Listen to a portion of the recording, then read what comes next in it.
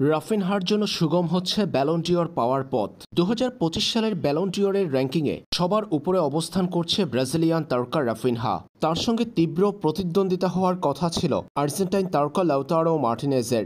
Inter মিলানকে এবারের champions লিগের সেমিফাইনালে তুলেছেন লাউতারো মার্টিনেজ। চ্যাম্পিয়ন্স লিগের সেমিফাইনালের আগ পর্যন্ত 8 গোল 1 অ্যাসিস্ট এই আর্জেন্টাইনের। এছাড়াও সেরিয়ায় 12টা গোলের পাশাপাশি 5টা অ্যাসিস্ট করেছেন লাউতারো। সর্বমোট এবারের মৌসুমে এখন পর্যন্ত 21 গোলের পাশাপাশি 6টা গোলে অ্যাসিস্ট করেছেন লাউতারো মার্টিনেজ।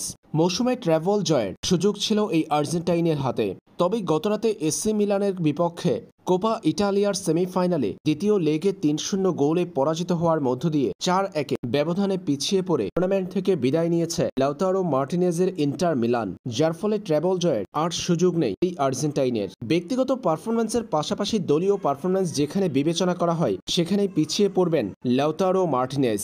আর রাফিনহার হাতে রয়েছে সুযোগ। বার্সেলোনার হয়ে এখনও চলতি মৌসুমে ট্র্যাভেল জয়ের সুযোগ রয়েছে এই ব্রাজিলিয়ানের হাতে। কোপা দেল রের ফাইনালে আগামী 27 এপ্রিল চির প্রতিদ্বন্দ্বী রিয়াল মাদ্রিদকে হারাতে পারলে এরপর লিগ ও চ্যাম্পিয়ন্স লিগ জয়ের সুযোগ থাকবে রাফিনহার হাতে, যার মধ্য দিয়ে ব্যক্তিগত পারফরম্যান্সের পাশাপাশি ট্র্যাভেল জয়ের সুযোগ থাকবে এই ব্রাজিলিয়ানের হাতে। চলতি মৌসুমে এখন পর্যন্ত রাফিনহা 30 গোল করার পাশাপাশি 23 গোলে অ্যাসিস্ট করেছেন, অর্থাৎ সরাসরি 53 গোলে জড়িত এই ব্রাজিলিয়ান তারকার নাম।